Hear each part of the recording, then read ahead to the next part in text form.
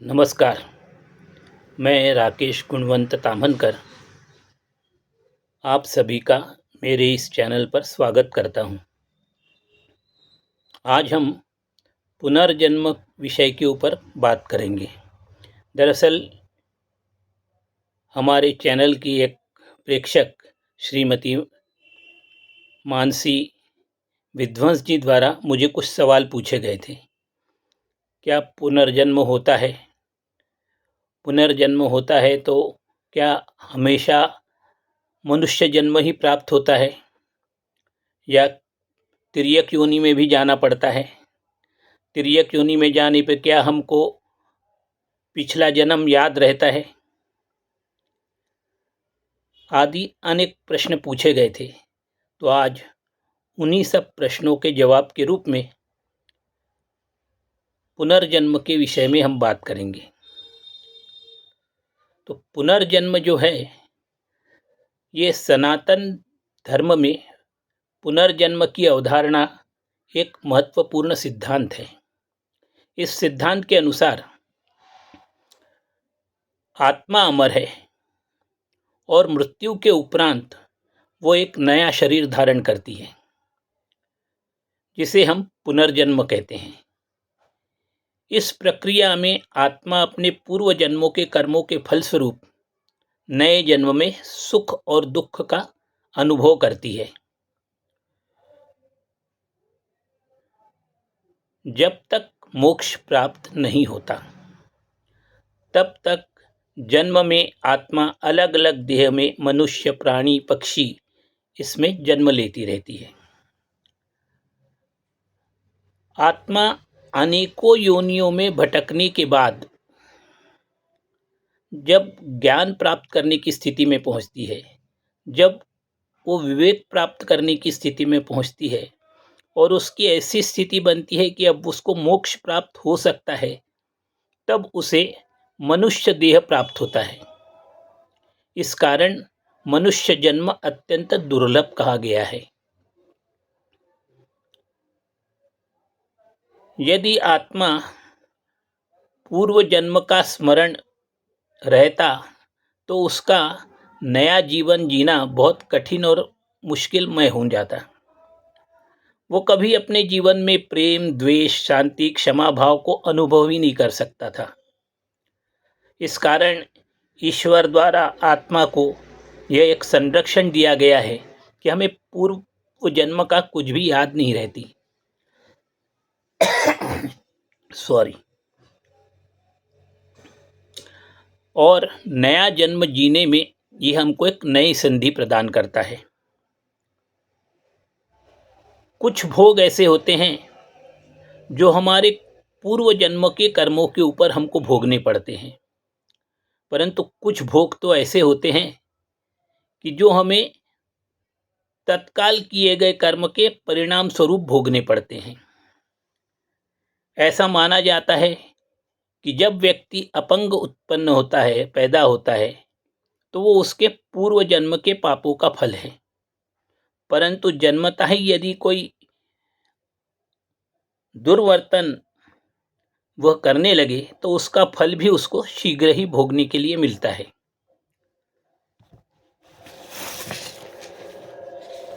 अब यदि हम धर्मावलंबी हैं, सनातन धर्मावलंबी हैं, तो हमें पुनर्जन्म के बारे में शंका ही नहीं करनी चाहिए, क्योंकि हमारे जो भगवान हैं वो पुनर्जन्म लेते हैं। ऐसा माना जाता है कि विष्णु का ही अवतार भगवान वामन थे, विष्णु जी का ही अवतार भगवान परशुराम थे, भगवान विष्णु का ही अवतार श्री राम थे और भगवान विष्णु का ही अवतार श्री कृष्ण भगवान है और आने वाला कल की अवतार भी भगवान विष्णु का ही अवतार है। तो जब भगवान का पुनर्जन्म हो रहा है तो हमारा भी पुनर्जन्म होगा, इसमें कोई आश्चर्य की बात नहीं है। तो पुनर्जन्म के बारे में हम यदि बात करें तो हमारे जो अधूरे काम रह जाते हैं वो पूर्ण करने के लिए हमें पुनर्जन्म लेना पड़ता है। उदाहरण स्वरूप भगवान श्री राम का जब महानिर्वाण का समय नज़दीक आ गया तो भगवान श्री राम ने देखा कि इस अवतार में मेरे को जो जो कार्य करने थे वो मैंने पूरे कर लिए कि नहीं किए। तब उनको पता चला कि मेरा एक काम तो छूट गया, मैंने इस जन्म में गौ सेवा की ही नहीं है। इस कारण भगवान श्री राम का जन्म जब कृष्ण अवतार में हुआ तो उन्होंने ग्वाले के रूप में जन्म लिया और बचपन से ही गौ सेवा की। तो हमारे जो अधूरे काम छूटते हैं उसको पूर्ण करने के लिए हमें जन्म लेना पड़ता है। यदि हम कोई वादा कर दे किसी से और वो वादा पूर्ण करने के पहले ही यदि हमारी मृत्यु हो जाती है तो उस वादे को पूर्ण करने के लिए भी हमें पुनर्जन्म लेना पड़ता है। मसलन उदाहरण यदि मैं आपको बताऊं तो भगवान राम जो थे, सीता जी को जब वन में छोड़ दिया उसके बाद उन्होंने 16,108 यज्ञ किए और हर यज्ञ में वो अपनी पत्नी के रूप में एक स्वर्ण की मूर्ति सीता जी की बना के अपने साथ रखते थे। जब उनका महाप्रयाण का समय आया तो सबसे वो विदा लेने लगे, जिसको जो आवश्यकता थी उसके अनुसार उनको आशीर्वाद देते थे।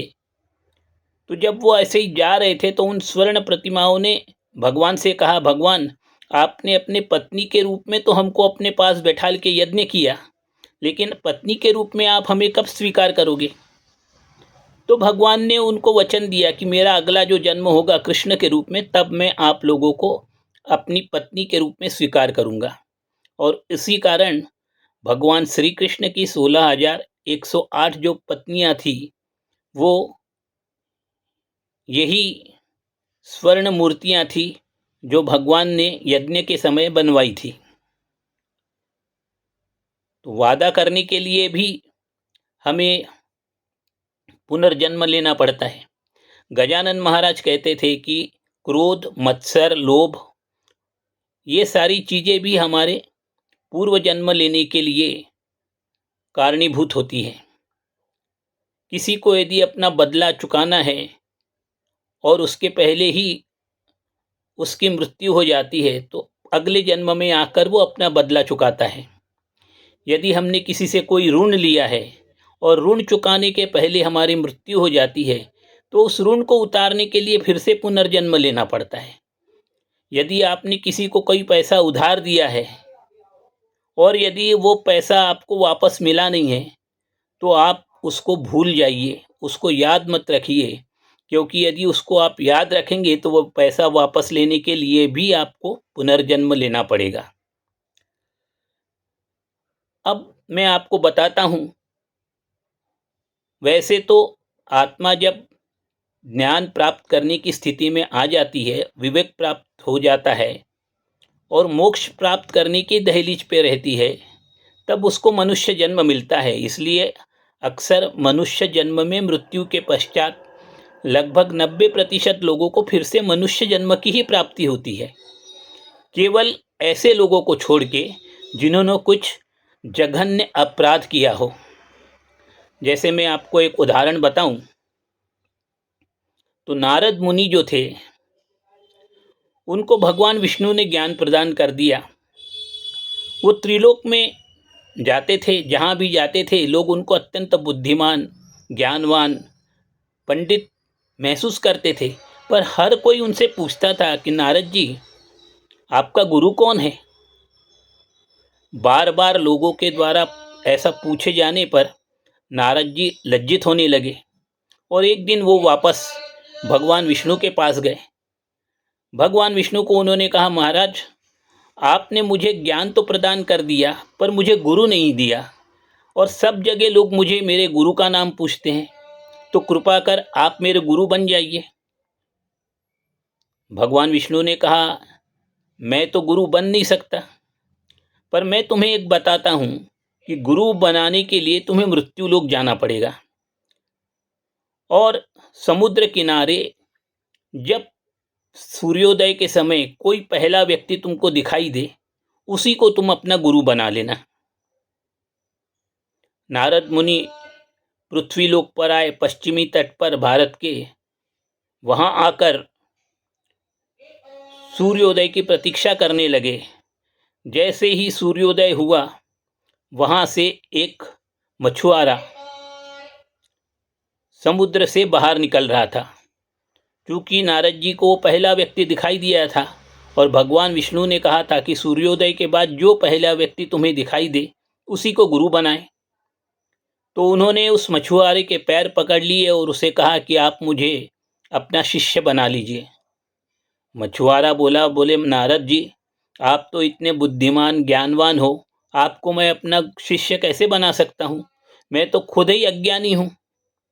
लेकिन नारद जी नहीं माने, उनका पैर पकड़े हुए थे। उसने कहा कि मेरे को भगवान विष्णु ने आज्ञा दी है कि प्रातः काल सूर्योदय के समय जो भी पहला व्यक्ति मुझे दिखेगा उसे ही मुझे गुरु बनाना है, तो इसलिए अब आप मुझे अपना शिष्य बना लीजिए। मछुआरे ने कहा ठीक है। फिर मछुआरे ने कहा चलिए मेरे साथ, मेरे नाव में बैठिए। वो नारद जी के साथ समुद्र में गया, मछलियाँ पकड़ी, वहाँ से मछलियाँ लेके आया, मार्केट में लाके वो मछलियाँ बेची। जितने समय नारद जी मछुआरे के साथ बैठे हुए थे, हर समय उसके शरीर से बड़ी दुर्गंध, दारू की दुर्गंध आ रही थी। उनको उसके साथ बैठना मुश्किल हो गया था। भोजन करने का समय हुआ, मछुआरे ने मछली मारकर उसको पकाकर दोनों के लिए थाली में सजाकर ले आए। अब नारद जी तो ये मांसाहारी भोजन भी नहीं कर सकते थे। कुछ दिन बीतने के बाद नारद जी को उनके साथ रहना बहुत असहज लगने लगा, तो वो बिना गुरु को बताए भगवान विष्णु के पास फिर चले गए। वहाँ जाके उन्होंने अपनी गुरु की बहुत ज़्यादा निंदा की और भगवान विष्णु से कहा कि ये कौन सा गुरु आपने मुझे बनवा दिया है, उसके साथ तो 2 पल रुकना मेरे लिए कठिन हो गया है। नारद जी द्वारा गुरु की जो निंदा की गई थी, उसके कारण भगवान विष्णु नारद जी से बहुत ज़्यादा नाराज हो गए और उन्होंने नारद जी को श्राप दिया कि जाओ 84 लाख योनियों में होते हुए फिर मेरे पास आना, तब तुम्हें अपने पूर्ववत नारद मुनि का स्थान प्राप्त हो सकेगा। नारद मुनि डर गए, क्षमा मांगने लगे, कहने लगे भगवान मुझे माफ़ कर दो, मेरे से गलती हुई, मैंने गुरु की निंदा की है। तो भगवान ने कहा कि मैंने तो तुम्हें श्राप दे दिया है, अब उस श्राप से कैसे बचा जाए ये तो तुम्हारा गुरु ही तुमको बताएगा, तो तुम्हें फिर मृत्यु लोक उसी गुरु के पास जाना पड़ेगा।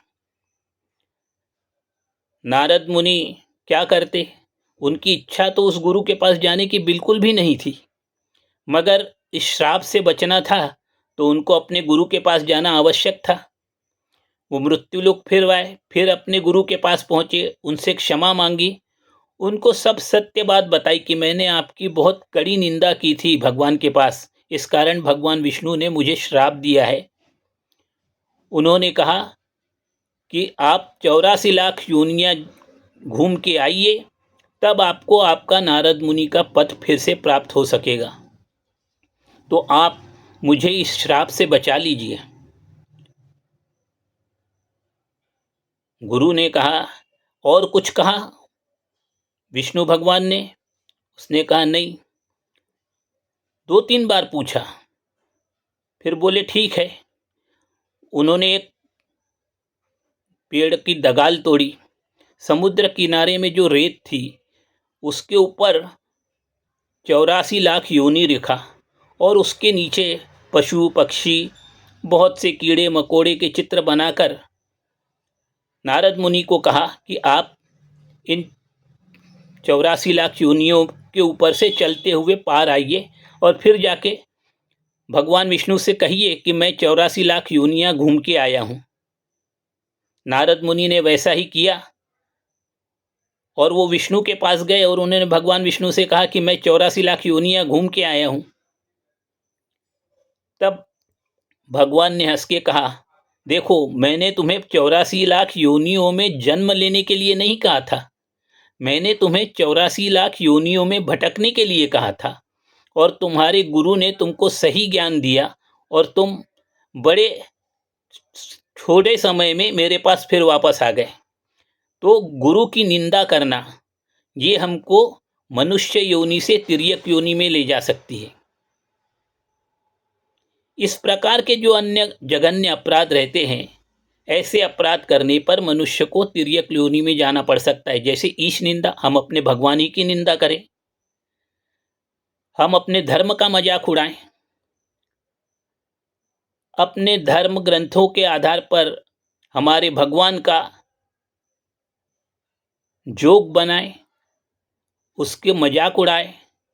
ऐसा जो करता है और जो ऐसा करने पर उसको आनंद लेता है, ऐसे सभी लोग तिर्यक योनि में जाते हैं। तो कभी भी ईश निंदा नहीं करनी चाहिए। अपने धर्म ग्रंथों का, अपने धर्म का अनादर नहीं करना चाहिए। हमेशा अपने को गर्व होना चाहिए कि हम सनातन धर्मावलंबी हैं। अब मेरे को एक सवाल पूछा गया कि पिछले जन्मों का कर्म वो भी हमको प्रारब्ध के रूप में भोगना पड़ता है, और कुछ लोग कहते हैं कि इस जन्म में जो हम कर्म करते हैं वो भी हमें तत्काल भोगना पड़ता है। तो इसमें सत्यता क्या है? तो मैं एक छोटा सा उदाहरण आपको देता हूं। विचार कीजिए कि आपका एक बैंक अकाउंट है जिसमें आपके अकाउंट में करीब 1 लाख रुपए पड़े हुए हैं। आपको जो महीने की सैलरी मिलती है वो 80,000। वो सैलरी जब आती है तो बैंक अकाउंट में जमा हो जाती है, तो वो हो गए 1,80,000। और उसमें से आप खर्चा करते हो। तो आप ये बता सकते हो क्या कि आपने पुराने जो बैंक बैलेंस था उसमें से पैसा खर्चा किया, या जो नई सैलरी प्राप्त हुई है उसमें से पैसा खर्चा किया? तो ये तो ऐसा कोई नहीं बता सकता कि पूर्व जन्म का आप कौन सा भोग भोग रहे हो और वर्तमान में जो आपने कर्म किए हैं उसका कौन सा भोग भोग रहे हो। तो ये तो जो वर्तमान में कर्म करते हो वो संचित हो जाकर अपने प्रारब्ध में जुड़ जाते हैं, और पुराने जो कर्म हैं वो भी हमको भोगने पड़ते हैं। अब कौन से जन्म का कौन सा पाप हम भोग रहे हैं ये कोई नहीं बता सकता। एक छोटा सा उदाहरण आपको देता हूँ।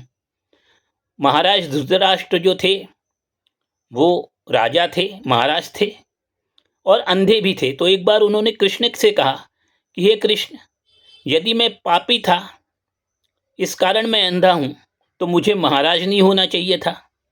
और यदि मैं पुण्यवान हूं क्योंकि मैं महाराज हूं, तो मुझे अंधा नहीं होना चाहिए था। तो मैं अंधा भी हूं और महाराज भी हूं, सम्राट भी हूं, ऐसा क्यों? तब भगवान श्री कृष्ण ने उनसे कहा कि इस जन्म के कई जन्म पूर्व तुम एक ब्राह्मण घर में एक बच्चे के रूप में जब खेल रहे थे, तो एक तोते का तुमने आँख फोड़ दी। उसके कारण इस जन्म में आप अंधे हो गए हो। और उस बालक ने आगे जाके बड़ी तपस्या की, बहुत पुण्य कमाया, उसके कारण तुम महाराज बने हो। तो किस जन्म का फल हमको कब भोगने को मिलेगा ये तो ईश्वर ही जानता है। तो इसलिए हमारे धर्म के ऊपर, हमें धर्म में बताई गई बातों पर अवश्य विश्वास रखिए। पुनर्जन्म के ऊपर विश्वास रखिए, और अपना जन्म को सुधारने के लिए जैसे हमारे संत लोग, गुरु लोग हमको बताते हैं कि हमेशा हमें भगवान का नाम स्मरण करते रहना चाहिए। क्योंकि मृत्यु के समय भी यदि हम कोई विचार अपने मन में रखेंगे तो वह जन्म हमको लेना पड़ेगा। बहुत बार ऐसे होता है कि कोई व्यक्ति जिसकी बच्ची की शादी हुई है लेकिन उसका जीवन सुखी नहीं चल रहा, तो पिता बहुत दुखी रहता है, हमेशा उसकी चिंता करते रहता है, और मृत्यु के समय भी वो सोचता है कि मेरे बाद मेरी बेटी का क्या होगा। क्योंकि वो अपने बच्ची के बारे में विचार कर रहा था, इसलिए अगला जन्म उसका एक स्त्री के रूप में होता है। ऐसा ही यदि वो अपने बेटे के बारे में विचार करे कि अब मेरे बेटे को तो अभी रोजगार प्राप्त नहीं हुआ है, मेरे बाद इसका कैसे होगा, तो उसका जन्म एक पुरुष के रूप में होगा। और भरत मुनि की कथा भी आपको याद है कि जैसे उन्होंने एक हिरण के बच्चे का स्मरण मरते समय किया तो उनको हिरण का जन्म लेना पड़ा। तो मृत्यु समय भी हमें केवल भगवान का नाम ही लेना है, भगवान की मूर्ति को ही अपने आंखों के सामने रखना है, तभी हमें मोक्ष प्राप्त हो सकता है। तो इसलिए भगवान के नाम जाप का महत्व को समझिए और 24 घंटे भगवान का नाम जाप करने का प्रयास कीजिए। धन्यवाद। आपको मेरा ये पॉडकास्ट कैसे लगा अवश्य कमेंट बॉक्स में जाके लिखिए और ध्यान रखिए मेरे इस चैनल को लाइक करें, सब्सक्राइब करें और शेयर भी करें। जय श्री राम।